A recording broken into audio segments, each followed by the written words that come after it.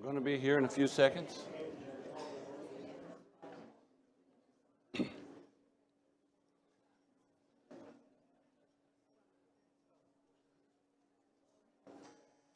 There's the buzzer. I don't have a signal from back, but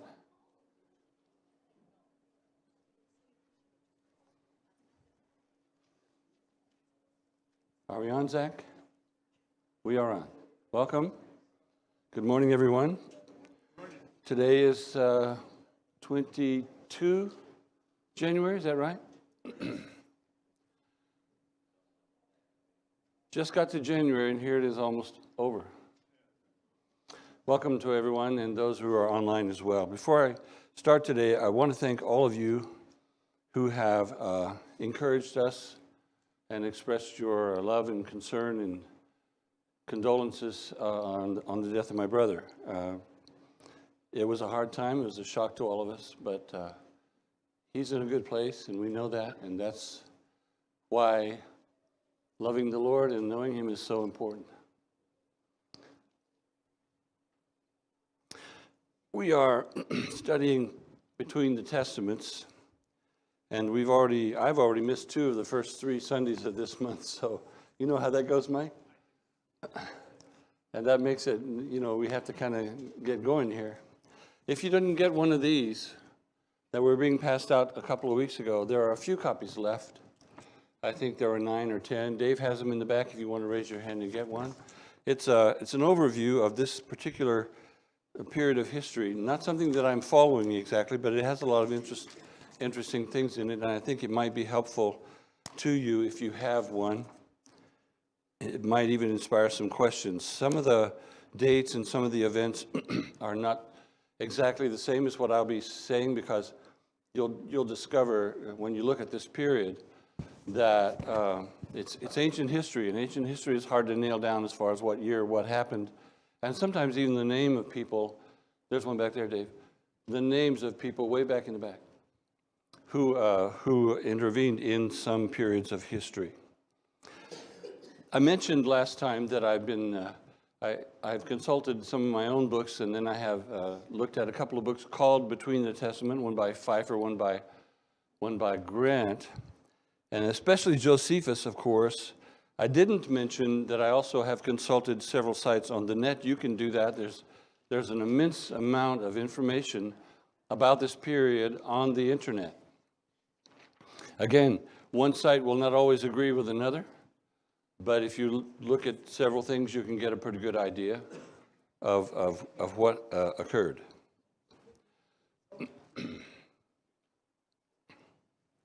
Dave?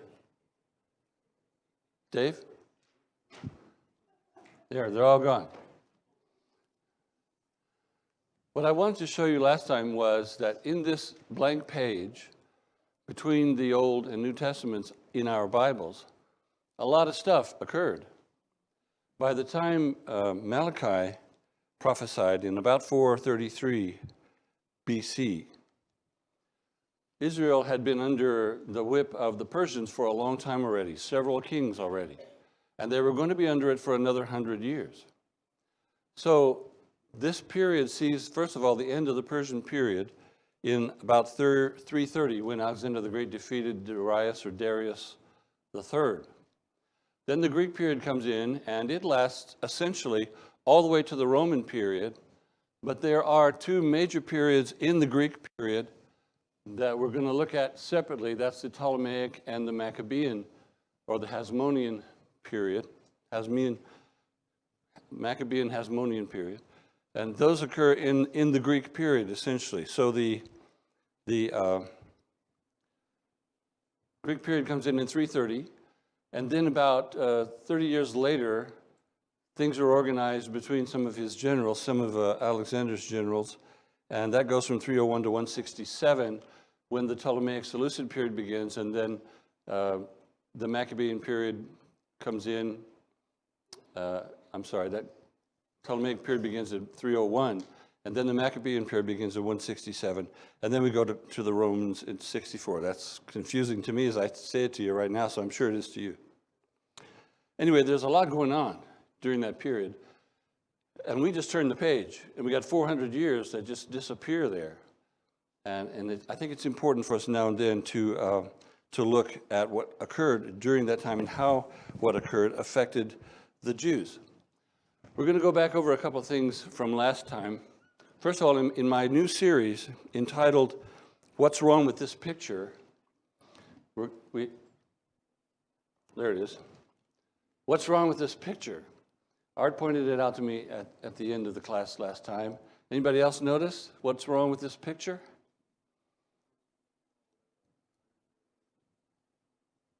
I have Josephus being born in 37 BC. Makes me kind of an old man. I mean, a very, very old man when he died. So we'll change that to 37 AD. Is that better? All right, now you'll probably notice as we go along other what's wrong with this pictures. And if you see that, let me know so I can fix it or try to repair it as much as possible. Then I mentioned the Septuagint, translation of the Hebrew Bible in Greek, which was done during the Ptolemaic period, third century before Jesus, during the reign of a certain Ptolemy who was called Philadelphus. And I said that the Apocrypha were not included in it in the beginning. But that turned out to be a little bit confusing, so let me just go over a couple of things that we're going to see when we talk about the Apocrypha. But let me mention them now quickly. The Apocrypha then, the Septuagint was translated 3rd century BC from Hebrew then into Greek. That's the Septuagint. And between the time that when it was translated and the time Jesus came, several books were added to it called Apocrypha or apocryphal. These books were not considered inspired, but they were added to the Septuagint, by whom I don't know. But this is the list of the books that are found in the Septuagint. But the phrase that I was trying to come up with, that I knew I was going to give you later, I was trying to give it to you from memory, it didn't work. Here's what I was going to try to say. I'll read it from this screen that you'll see again. As those books which now form the Apocrypha came to be written, they were added to the Septuagint list, but were not added to that of Palestine. They thus formed part of the scriptures in Greek, but not in Hebrew. They were acknowledged abroad, but not at home. The Apocrypha, or the apocryphal books, the Apocrypha was never included in the Palestinian canon. In other words, the Jews never accepted the apocryphal books as part of the Hebrew canon or as part of the Old Testament. Not then, not today. The Jews still refuse to accept these books as part of the Old Testament. And that's what I was trying to say. Now, that being said, we remember that the New Testament is written in Greek, and some of the quotes, Michael pointed this out when he was talking to us about development of the Bible, some of the quotes in the New Testament are in Greek, and they're from the Septuagint. Not all of them, but some of them are from the Septuagint, the Greek Old Testament. So we will see some examples in the Gospels of quotes from the Greek Septuagint. And I'm going to make a case. Now, this might sound mysterious to you, but I'm going to make a case for one or two quotes in the New Testament from one of the apocryphal books. But I won't go further into that for the moment. I hope that piques your interest and that you'll come that day. So we're going to talk about the prophecies of Daniel. Now, why are we talking about Daniel? Daniel prophesied in something like, let's see, I've got it written down here, 620 to 538 BC, like 6 centuries before Jesus. Why did we talk about Daniel when we're talking about what happened between the Testaments? Because he came way before the 400 silent years. The answer to the question is, many of his prophecies treat exactly, precisely what occurred during those 400 years. He was talking about, in his prophecies that were given to him, about the things that were going to happen after the prophecies of Malachi, clear up to the time of Jesus. So we need to talk about Daniel and find out what he has to say. We know that he served Nebuchadnezzar, Darius, and Cyrus faithfully, and perhaps some of the kings after that. We're not real sure. At least the Bible only mentions those 3. And we also know that he was faithful. He was faithful in everything. And every child in here, I mean, every one of us as children have been taught the story of Daniel in the lion's den and how he remained faithful to God, even in very dangerous situations. He had dreams and he had visions. And Nebuchadnezzar also had visions and dreams and that Daniel then had to interpret. So here's what we're going to look at then in this section on Daniel. The dream of the statue, that's Nebuchadnezzar had this dream. The vision of the four beasts, that was Daniel's dream. And those first two, by the way, are interpreted in the same way. They have different elements in them, but Daniel interprets them exactly in the same way. They're two visions or two dreams about the same occurrences. Then there's the ram and the goat. The ram and the goat concern the Medes and the Persians and the Greeks. And then the 70 weeks, we're not going to spend a lot of time on that one because most of that one concerns, in my view, what happens after the end of the 400 years. But there are a few details I'd like for us to see. And then there's a vision of the future world events, and that's chapters 11 and 12. If we get to that today, and it's only 9:30, we quit and you get an extra 15 minutes because I have not prepared you to go over this with you today. I have some papers, I guess they're on my seat back there, that I was going to pass out if we get to those. I was going to pass out if we get to those. I had a professor once in college who always said, every time, he said, when you are finished with your test, put your paper on my desk and pass out, he said. That's not in my notes, is it? Anyway, those are the visions and dreams that we're going to look at today, up to the 70 weeks if we get that far, and I'm not sure we will. So open your Bibles, please, to Daniel 2. Now, of course, every one of you has his Bible, right? And so I would encourage you as we go through this class, even when I have a passage up on the screen, I would prefer you be looking at it in your own Bible. I think that's an advantage in that I'm using the ESV throughout. You might be using something else, and it might give you a word or two here and there that express things differently, and I think that'll be helpful. But for the beginning here, at least, I'm going to be putting some things up on the screen.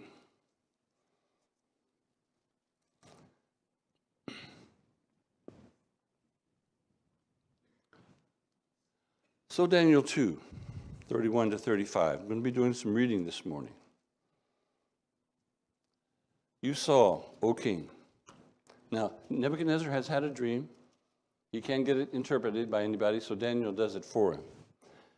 So Daniel says, you saw, O king, and behold, a great image. This image, mighty and of exceeding brightness, stood before you, and its appearance was frightening. The head of this image was of fine gold, its chest and arms of silver, its middle and thighs of bronze, its legs of iron, its feet partly of iron and partly of clay. As you looked, a stone was cut out by no human hand, and it struck the image on its feet of iron and clay, and broke them in pieces. Then the iron, the clay, the bronze, the silver, and the gold altogether were broken in pieces, and became like the chaff of the summer threshing floors. And the wind carried them away, so that not a trace of them could be found. But the stone that struck the image became a great mountain, and filled the earth. The whole earth. Now, this is a messianic prophecy, and it has always been recognized as a messianic prophecy, and it's probably the prophecy of Daniel that we know the best. And if you're counting, that sounds like 5 kingdoms. We got gold, silver, bronze, iron, then iron and clay. But we know from Daniel's interpretation there are only 4. So any questions that arose about that, Daniel takes care of it in his interpretation. And he interprets the dream. And he says, here's the statue. He says that the head of gold is Nebuchadnezzar. You probably all know all these things. The chest and arms of silver are another kingdom, inferior. The middle and thighs of bronze are a third kingdom, which shall rule over all the earth. The legs of iron and its feet partly of iron and partly of clay are a fourth kingdom, strong as iron, because iron breaks to pieces and shatters all things. And like iron that crushes, it shall break and crush all these. He goes on to say that this fourth kingdom shall be a divided kingdom, partly strong and partly brittle. So there are the 4 parts of the statue that Daniel then identifies as 4 different kingdoms that will arise in succession, beginning with Nebuchadnezzar and Babylon. Now here's the best part of that prophecy. And in the days of those kings, this is 2:44, the God of heaven will set up a kingdom that shall never be destroyed, nor shall the kingdom be left to another people. It shall break in pieces all these kingdoms and bring them to an end, and it shall stand forever. Just as you saw that a stone was cut from a mountain by no human hand, and that it broke in pieces the iron, the bronze, the clay, the silver, and the gold. The great God has made known to the king what shall be after this. The dream is certain, and its interpretation sure. So this prophecy covers about 6 centuries, from Nebuchadnezzar to Jesus. Historically speaking, it is relatively easy to identify these 4 kingdoms. And I don't know any major movement in prophetic interpretation that sees these things otherwise, except for the last part, which I'll explain. The gold then is the Babylonians, who were then eventually defeated by the Medo-Persians in 539. Okay, the Babylonians first, then the Medo-Persians came in 539. Then the Greeks in 330, eventually dominated by the Roman Empire in 64. Now, between the Greeks and the Romans there occurred the Maccabean, the Ptolemaic and Seleucid period, and Maccabean Hasmonean period, very major periods. But none of those things, the Maccabees or the Hasmoneans, or the Seleucids and the Ptolemies, were not world powers. These were the world powers that occurred one after the other, all the way from Babylonia to Jesus. But in the middle between the Greeks and the Romans, we are going to see some of what happened. If you ask yourself, and I did, why does it not at least mention the Maccabees or the Seleucids or the Ptolemies that are coming in there after the Greeks? All of that's going to come up in chapter 11. It's going to be in there in Daniel's prophecies, but not right away, not right now. He's talking about the major world powers that dominated essentially the known world from Babylonia to Rome. It is generally considered, but this falls really after our time that we're looking at, that the great Roman Empire, with Rome as its capital, ended in 476 AD, following successive humiliating defeats by the Visigoths, the Vandals, and the Huns. And then a very much changed empire continued until about 1453 with Constantinople as the capital. Now, you see the Romans are the last major empire that is mentioned in this prophecy. Many who are of the evangelical, what's the word I'm looking for? Millennial conviction. Look at this business about the Romans as a double interpretation or a double prophecy. They have said ever since I started studying them, that this concerns the Romans of Jesus' time, but also a new Roman Empire, which will come about at the end of time. That's because some of the details that are given about the Romans, they don't agree with. And they think, okay, the Romans came, but they must be going to come again. And we're going to talk about 10 horns. You know, the Romans are going to have these 10 horns. You're going to see an image of a beast with 10 horns. And they say, okay, that might have been the emperors, but we're going to think about an Antichrist and a new Roman Empire coming at the end of time. And as a matter of fact, while we were in Europe then, the European Union was formed by the Treaty of Maastricht in 1993, and there were 10 countries. And all these people got all excited about, okay, here it comes. They were announcing the end of the next Roman Empire coming in with its 10 horns and so forth. Trouble is, it went from 10 to 15, and then from 10 to 21, now it's 27. And that destroyed it all, and they stopped talking about that. At least I haven't seen anything about it, but it threw the whole theory right into the water. So I think for our purposes, we can consider that the Roman Empire that is mentioned here is the Roman Empire into which Jesus came. We don't have to think about another one. There's nothing in the text of Scripture about an end of time Roman Empire. Now, there is another vision that is given in chapter 4 of Daniel that does not concern the period of time between the testaments, but we do need to look at. Because Nebuchadnezzar has a dream. He has a dream about a great big tree, beautiful tree, birds nesting in the tree, fruit on the tree, shade for animals and so forth. It was a great big tree and it was beautiful and lovely. And then a voice came and said, cut it down. Cut it down. And the voice even said, this is verse 15 of chapter 4, but leave the stump of its roots in the earth, bound with a band of iron and bronze, amid the tender grass of the field. Let him be wet with the dew of heaven. Let his portion be with the beasts in the grass of the earth. Let his mind be changed from a man's, and let a beast's mind be given to him, and let 7 periods of time pass over him. Now the dream is going to interpret itself for Nebuchadnezzar, but he's still going to ask for an interpretation from his men who can't interpret it, but Daniel can. And the dream is interpreted in this verse, still in the dream. The sentences by the decree of the watchers, this is verse 17. The sentences by the decree of the watchers, the decision by the word of the holy ones, to the end that the living may know that the Most High rules the kingdom of men and gives it to whom he will, and sets over it the lowliest of men.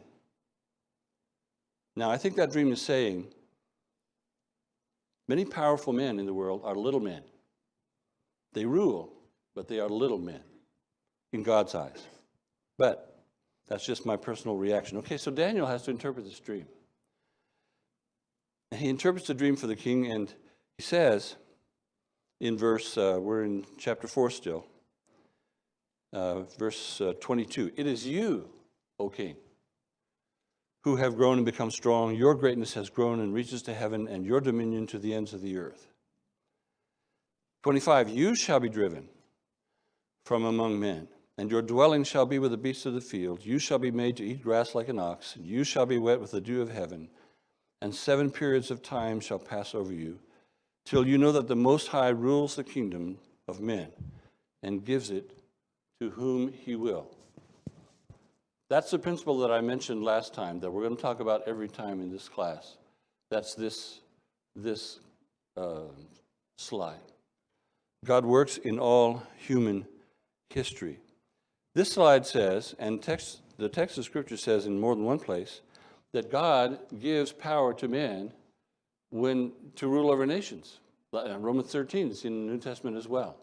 It doesn't say that he approves of every man he puts in there. It doesn't say he likes them or what they do. It doesn't say that. It doesn't say he approves of what they do. Anybody that God places in a ruling role, he's also going to judge. We need to remember that. Nebuchadnezzar was in a ruling role. He was a great man, but he knew it too well. And when he began celebrating it and walking around on the walls of Babylon and saying, look at this kingdom that I have built, that's when it all fell on him.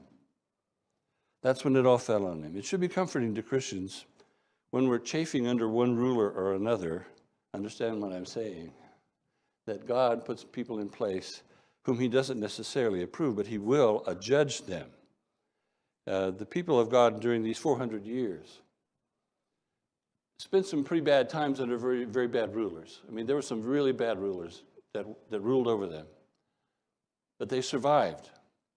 They survived. God was working in ways that they didn't understand. Maybe we don't either when we look back on that. But even when things go badly, God's in charge. God's always in charge, and we need to remember that. So I've already said that this period of insanity fell upon Nebuchadnezzar. And when he came back to his right mind, he said this, I bless the Lord,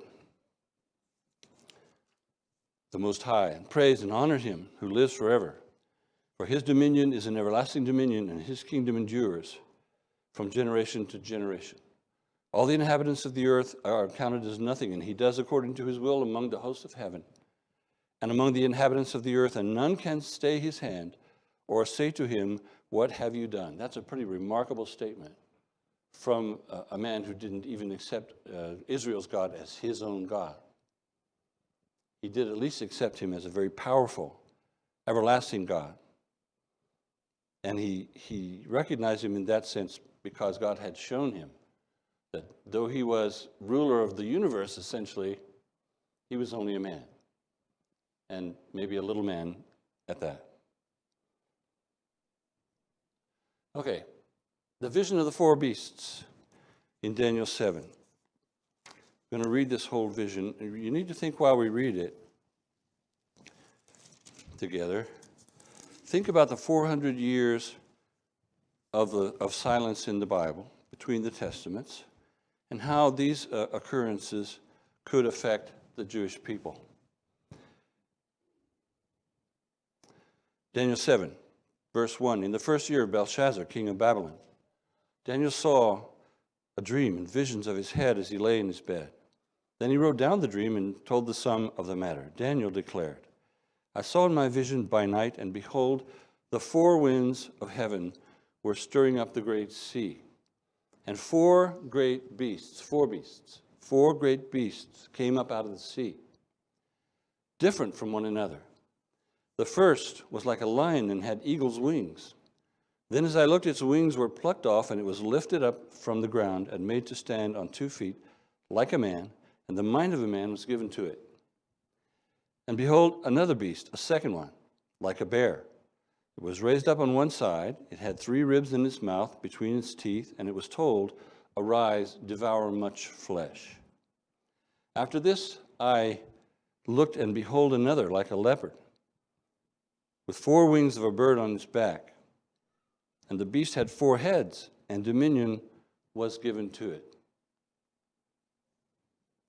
After this I saw in the night visions, and behold, a 4th beast, terrifying and dreadful and exceedingly strong. It had great iron teeth. It devoured and broke in pieces and stamped what was left with its feet. It was different from all the beasts that were before it, and it had 10 horns. Let me go ahead and read that 8th verse. I considered the horns, and behold, there came up among them another horn, a little one, before which 3 of the first horns were plucked up by the roots. And behold, in this horn were eyes like the eyes of a man, and a mouth speaking great things. Okay, you notice 4 beasts. That's the same progression of the statue. The Babylonians, the Medo-Persians, the Greeks, and then the Romans. But this time, he's using animals. And the interpretation is given by the general interpretation is given by the angel Gabriel, or is it Gabriel? No, it's one of the 4 that's standing there in verse 17. Here's the general interpretations. These 4 great beasts are 4 kings who shall arise out of the earth, or 4 kingdoms, or 4 reigns that shall rise out of the earth. So you can see that this vision concerns the same development, succession of kingdoms, as that of the statue of chapter 2. All right, so the first one, the lion, represents Babylon. Has anybody been to let's see, the name of this museum is the Pergamum Museum in Berlin. Any of you been to that museum? Oh, I thought somebody, at least in here, would have been to Berlin and been to that museum. Okay, I haven't either. But this is a picture of the wall. It's called the Ishtar Gate from the wall of Babylon. It was dug up by archaeologists from the ancient Babylon and was put in this museum in Berlin. And it has all along the wall these lions, which are the symbol of ancient Babylon, the lion representing the king. Now, this thing said something about there being this lion with wings and plucked off and lifted up from the ground and made to stand. And that's the subject of a lot of different interpretations. But I think generally we can say that it can indicate Nebuchadnezzar, who was the great king who was humiliated in the insanity that came upon him, and also on the fact that he was defeated by the Medes and Persians eventually. It is said in Jeremiah 4 that Nebuchadnezzar had eagle's wings, and in Jeremiah 29 that he had,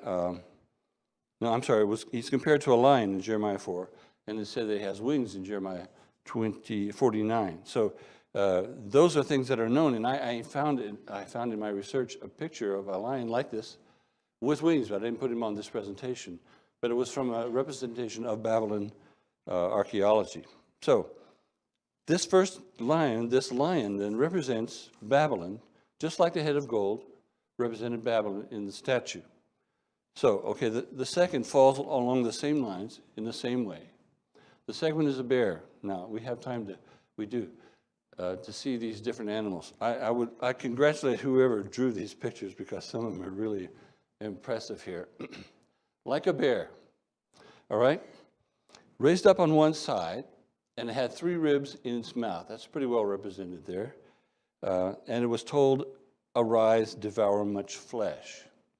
Or as in this slide, get up, eat much flesh, which the Persian authority actually did. This corresponds then to the second kingdom of Daniel, the Medo-Persians, and to the 2-horned ram of Daniel 8, which we're going to see this morning or next week, I'm not sure. Raised up on one side indicates that the Medo-Persians were not equally powerful between them. It was an alliance between the Medes and the Persians. The Medes eventually faded away or melted into the Persian authority. The Persian was the more powerful, and so that indicates one side was stronger than the other. Okay. And then most scholars think that the 3 ribs are some conquest that the Medes and Persians had, and I don't know. I mean, they suggest these 3 or those 3. I don't know who knows which 3 they are. It doesn't really matter, I suppose. So the Medes and the Persians followed the Babylonians, represented by the bear. Now,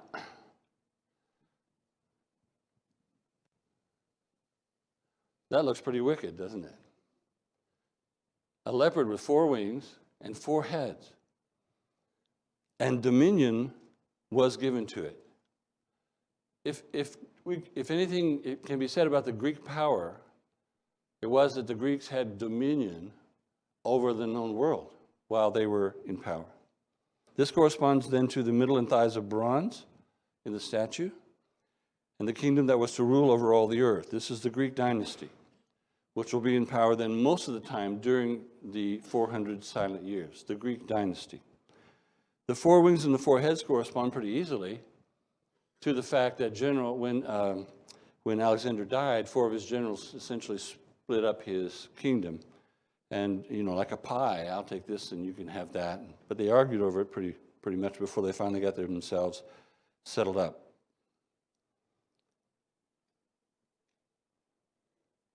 Okay, remember, this is several hundred years before these events occurred. And that's very important. Now look at this 4th beast. This one really gets me. Look at that. Not a particular animal, but terrifying and dreadful and exceedingly strong, with great iron teeth. It devoured and broke in pieces and stamped what was left with its feet. It was different from all the beasts that were before it, and it had 10 horns. This is what God thinks. I mean, I don't know if this image is what God thought of that Roman Empire, but this describes, using that description, this artist came up with that representation, and it looks to me like a pretty good representation of those particular words that I've just read. So this represents then the 4th kingdom, the Roman kingdom that would be in power when God would set up his kingdom, and that's the Romans. What about the 10 horns? Okay, now, I'm saying that because I know somebody's going to say, what about the 10 horns? And so here's what I have to say about that. Personal opinion.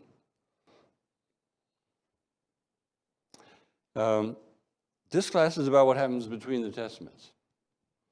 And since the Roman powers referred to here rose largely after the ministry of Jesus, in my opinion, those 10 horns concern, I think, what came in after Jesus, I'm going to leave this to Art. Or another teacher, whoever decides to tackle the emperors and all those things that came on from this Roman Empire. I just didn't think I needed to get into that. I hope I'm right about that. Okay. Now, 6 centuries before Jesus then, we have this about that last beast. I looked then because of the sound of the great words that the horn was speaking, and as I looked, the beast was killed, and its body destroyed and given over to be burned with fire. As for the rest of the beasts, their dominion was taken away. But notice this, their lives were prolonged for a season and a time. I'm not sure exactly what that means, but it might mean, I had the impression before I started this study that one nation was in power, and another one just grew up really quickly, and then they had a battle in the second one, then won. And then another one came up quickly, and they had a battle, and that one won, and right down to the Romans. That's not the way history works. The Romans were rising well before they became the world power. Like in 5th century before Jesus, the Romans were rising. The Persians were rising well before the Babylonians finally gave in to them, and so forth and so on. These beasts have lives that were prolonged for a season and time. They didn't just die like that. There was a period when they were declining and finally did die. That's what that says to me. I mean, somebody else might have a different explanation. But, okay, this paragraph, I looked then, because the sound of the great words, corresponds to the end of the statue vision given to Nebuchadnezzar, which indicated that not only the fourth kingdom, but all the previous kingdoms would be taken away. When Jesus came and established his spiritual kingdom, that destroyed all these other kingdoms. Not physically, not materially, not militarily, but spiritually. They were gone. Their influence was no longer something that the Christians needed to worry about. So how's this fourth kingdom done away? Well, we have these words in Daniel 7. I saw in the night visions, and behold, with the clouds of heaven, there came one like a son of man, and he came to the Ancient of Days and was presented before him. And to him was given dominion and glory and kingdom and all, that all peoples, nations, and languages should serve him. His dominion is an everlasting dominion which shall not pass away, and his kingdom one that shall not be destroyed. That corresponds then to what is said about the statue of Nebuchadnezzar, which said that in the days of those kings, the God of heaven will set up a kingdom which shall never be destroyed. Only this one says it was done by one like a son of man. So Jesus essentially, effectively destroyed all of the kingdoms that came before. Not that they ceased to exist materially or physically, but that he brought the kingdom that essentially takes away the meaning of all the others that came before. Now, we have, does the bell ring at 40 or 45? Rings at 40 and 45. Right. These, okay, Daniel was pretty alarmed at what he was seeing. These visions that were coming to him. He's seeing these beasts. And so he approached one who stood there, it says, and asked him the truth. So he told me and made known to me the interpretation of the things. Okay, it is not often that the text actually interprets a dream, but that's what they're doing here. This is what I quoted to you a while ago. These four beasts are four kings who shall arise out of the earth. Daniel 2 says they represent four succeeding kingdoms. But the saints of the Most High shall receive the kingdom and possess the kingdom forever, forever and ever. That's a long time. And we're in that kingdom right now.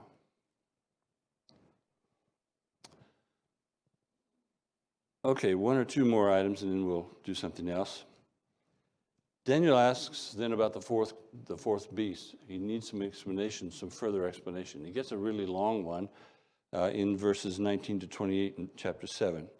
But again, I think those pass out of the jurisdiction of this class, so I'm going to leave that for someone else to teach. And then we get to the vision of the ram and the goats, or the ram and the goat, and we'll start that, and then we'll finish later. That's in Daniel 8, 1 to 14. And this one I discovered, friends, that I didn't know the difference between a male goat and a ram.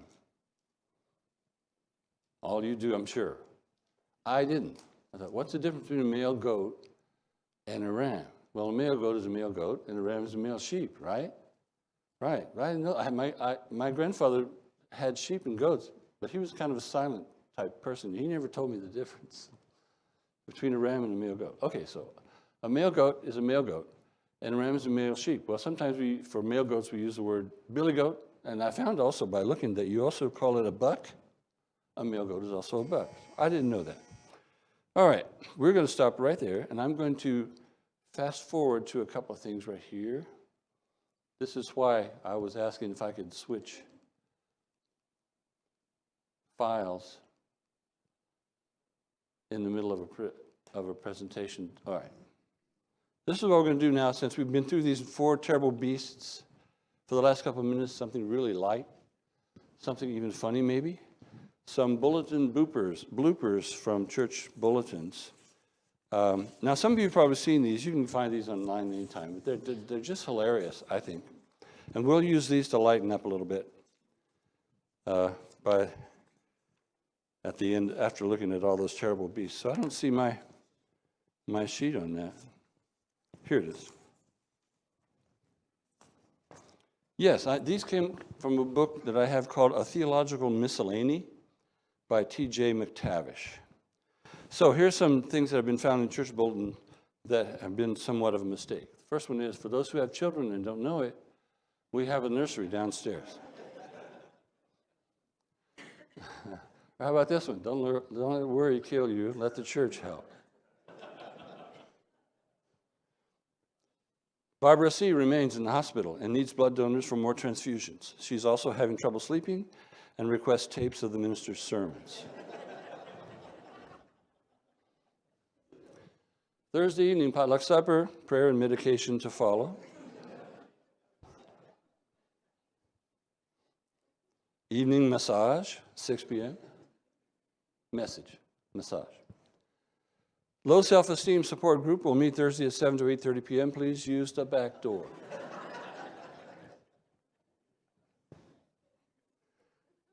Ushers will eat latecomers. These are actual things that have been put in church bulletins. Remember in prayer the many who are sick of our church and community. I love this one. This next one's the best one for me. Ladies, don't forget the rummage sale. It's a good chance to get rid of those things not worth keeping around the house. Bring your husbands.